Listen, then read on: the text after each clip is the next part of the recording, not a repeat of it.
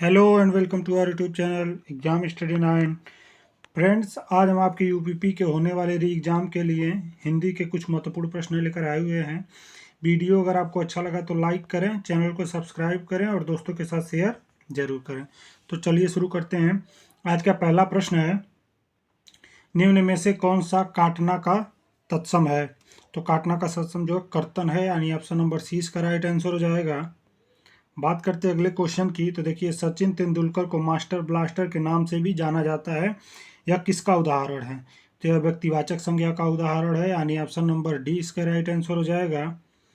बात करते हैं अगले प्रश्न की। तो अगला प्रश्न है, मगही किस हिंदी प्रदेश की बोली है?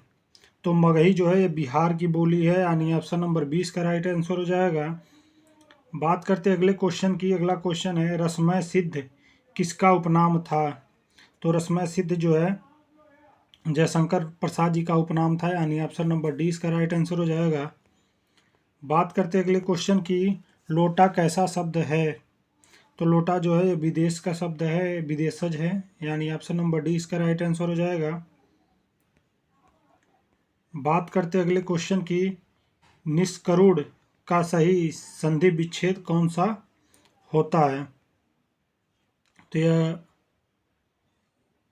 सी होगा, यानी निधन करुड़, यह विसर्ग संधि का उदाहरण है, यानी ऑप्शन नंबर सी इसका राइट आंसर होगा। बात करते हैं अगले प्रश्न की। तो चमक गई चपला चमचम पंक्ति में कौन सा अलंकार है? तो इसमें अनुप्रास अलंकार है, यानी ऑप्शन नंबर डी इसका राइट आंसर हो जाएगा। बात करते हैं अगले प्रश्न की। तो अगला प्रश्न है, नीलिमा शब्द में कौन सा प्रत्यय है? तो नीलिमा शब्द में ईमा प्रत्यय लगा है, नील धन ईमा, नीलिमा, यानी ऑप्शन नंबर सी इसका राइट आंसर हो जाएगा। बात करते हैं अगले क्वेश्चन की। अग्निरेखा के रचयिता का नाम है? तो अग्निरेखा के रचयिता जो है महादेवी वर्मा है, यानी ऑप्शन नंबर डी इसका राइट आंसर हो जाएगा। बात करते हैं अगले क्वेश्चन की। तो अजय बच्चों के लिए किताब लेकर आया पंक्ति में कौन सा कारक है? तो ये संप्रदान कारक है, क्योंकि यहाँ पे को या के लिए लगा हुआ है, यानी ऑप्शन नंबर डी इसका राइट आंसर हो जाएगा। बात करते हैं अगले क्वेश्चन की। लॉटरी के रचनाकार कौन है?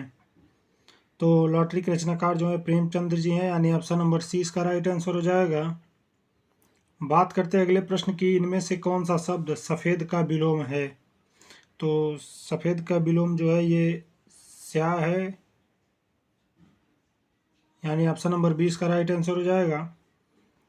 बात करते हैं अगले क्वेश्चन की। प्रसारण का विलोम है? तो प्रसारण का विलोम जो है आकुंचन है या संकुचन हो जाएगा, यानी ऑप्शन नंबर 20 का राइट आंसर होगा। बात करते हैं अगले प्रश्न की। निम्नलिखित में से कौन सा शब्द निशीथ का अर्थ नहीं है? तो ये जो है तम जो है ये निशीथ का अर्थ नहीं होता है, बाकी रात रजनी निशाब जो है ये निशीथ के अर्थ होते हैं, यानी ऑप्शन नंबर सी इसका राइट आंसर हो जाएगा। बात करते हैं अगले प्रश्न की। माँ सुबह नाश्ता बनाती है, इनमें कौन सा क्रिया विशेषण है? तो इसमें जो है ये कालवाचक क्रिया विशेषण है, यानी ऑप्शन नंबर ए इसका राइट आंसर हो जाएगा। बात करते हैं अगले क्वेश्चन की। सागर सार गंभीर हृदय हो में कौन सा अलंकार है? तो इसमें जो है उपमा अलंकार है, यानी ऑप्शन नंबर 20 का राइट आंसर हो जाएगा। से, सो, समान, इन सब में उपमा अलंकार होता है, जहाँ उपमेय में उपमान का तुलना किया जाता है, यानी ऑप्शन नंबर 20 का राइट आंसर हो जाएगा। बात करते हैं अगले प्रश्न की। कर्म कारक के लिए प्रयुक्त होने वाला चिन्ह है? तो कर्म के लिए को प्रयुक्त होता है, यानी ऑप्शन नंबर सी इसका राइट आंसर हो जाएगा। बात करते हैं अगले प्रश्न की। तो अगला प्रश्न है, बाबा का व्यवहार बहुत अच्छा है में कौन कौन सा वाक्य है? तो इसमें जो है करण कारक है, कौन सा वाक्य नहीं, इसको कारक पूछना चाहिए, तो इसमें करण कारक है, यानी ऑप्शन नंबर 20 का राइट आंसर होगा। बात करते हैं अगले क्वेश्चन की। हरितिमा शब्द में प्रत्यय है? तो ये हरितिमा में ईमा प्रत्यय लगा हुआ है, हरित धन ईमा। बात करते हैं अगले प्रश्न की। बढ़ाई और बढ़ाई शब्द का सही अर्थ है?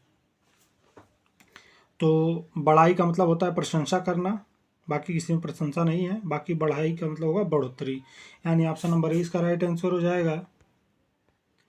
बात करते हैं अगले क्वेश्चन की, निम्न में से विलोम युग्म सही है। तो इसमें से विलोम युग्म जो है अंबर का व्योम जो है यही सही है, बाकी ये तीनों गलत हैं। भय का साहसी होगा। बात करते हैं अगले क्वेश्चन की, संविधान में प्रादेशिक भाषाओं का उल्लेख किस अनुसूची के अंतर्गत किया गया है।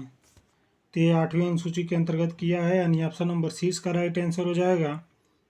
बात करते हैं अगले क्वेश्चन की, तो आगामी वर्षों में जनसंख्या बहुत बढ़ जाएगी, रेखांकित शब्द का विलोम है।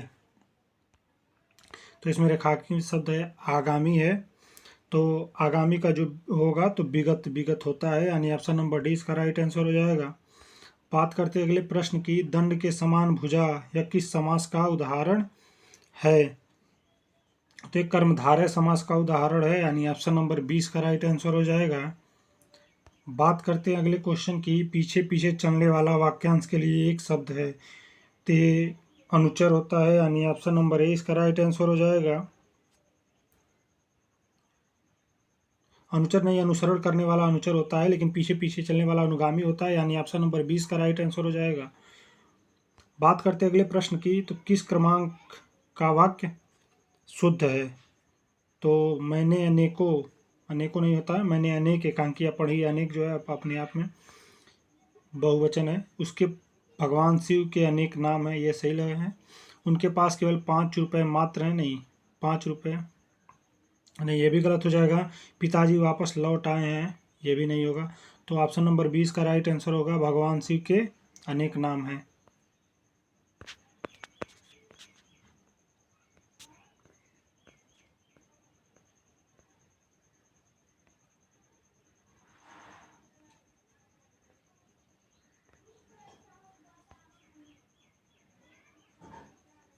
ऑप्शन नंबर 20 का राइट आंसर होगा। बात करते हैं अगले प्रश्न की, तो लचकीला में प्रत्यय है। तो लचकीला में जो है ईला प्रत्यय है, यानी ऑप्शन नंबर सी इसका राइट आंसर होगा। बात करते हैं अगले प्रश्न की, राम नए वर्ष पर अनाथ बच्चों के लिए कपड़ा दान करता है में कौन सा कारक है। तो इसमें के लिए है, यानी सप्रदान कारक होगा, यानी ऑप्शन नंबर डी इसका राइट आंसर होगा। बात करते हैं अगले प्रश्न की, तो लुटेरा शब्द का संधि विच्छेद होगा। तो ये लुट धन एरा होगा, तभी लुटेरा होगा, ऑप्शन नंबर ए इसका राइट आंसर होगा। बात करते हैं अगले प्रश्न की, तो धर्म की राह पर चलने वाले कभी डरते नहीं, वाक्य में कौन सा कारक है। तो अधिकरण कारक है, यानी ऑप्शन नंबर सी इसका राइट आंसर हो जाएगा। इसमें पर लगा हुआ है। बात करते हैं अगले प्रश्न की, छिछला शब्द का विलोम है। तो छिछला शब्द का विलोम गहरा होता है, यानी ऑप्शन नंबर सी इसका राइट आंसर हो जाएगा। बात करते हैं अगले प्रश्न की, तो जन्मजात में समास है। तो जन्मजात में जो है कर्मधारय समास है, यानी ऑप्शन नंबर सी इसका राइट आंसर होगा। यह मेरा किताब है, वाक्य में मेरा शब्द में कारक बताइए। तो इसमें कारक जो है संबंध कारक है, क्योंकि मेरा, मेरी, अपना ये सब संबंध दिखाते हैं। बात करते हैं अगले प्रश्न की, किस शब्द में अधि उपसर्ग नहीं लगा है। तो ये अभ्युदय में नहीं लगा है, बाकी सब में लगा हुआ है, यानी ऑप्शन नंबर 20 का राइट आंसर होगा। बात करते हैं अगले प्रश्न की, नीरस में कौन सा समास है। तो नीरस में जो है अव्ययी भाव समास है, यानी ऑप्शन नंबर 20 का राइट आंसर हो जाएगा। नीरस का होता है बिना रस के। बात करते हैं अगले प्रश्न की, प्रसून शब्द का अर्थ कौन है। तो प्रसून शब्द का अर्थ जो है ये पुष्प है, यानी ऑप्शन नंबर सी इसका राइट आंसर हो जाएगा। बात करते हैं अगले प्रश्न की, महाशय शब्द का स्त्रीलिंग रूप क्या है। तो इसका जो है महाशया होगा, यानी ऑप्शन नंबर सी इसका राइट आंसर होगा। बात करते हैं अगले प्रश्न की, स्वधर्म में कौन सा समास है। तो इसमें जो है कर्मधारय समास है, यानी ऑप्शन नंबर सी इसका राइट आंसर होगा। बात करते हैं अगले प्रश्न की, शायद घर में कोई छिपा है निम्न वाक्य में शब्द है। तो इसमें जो शब्द है ये अनिश्चयवाचक है, क्योंकि इसमें कोई कुछ ये अनिश्चयवाचक होते हैं, यानी ऑप्शन नंबर डी इसका राइट आंसर हो जाएगा। बात करते हैं अगले क्वेश्चन की। जन्मेजय का नाग यज्ञ किसकी नाटक है, नाटक रचना है? तो ये जयशंकर प्रसाद का है, यानी ऑप्शन नंबर 20 का राइट आंसर हो जाएगा।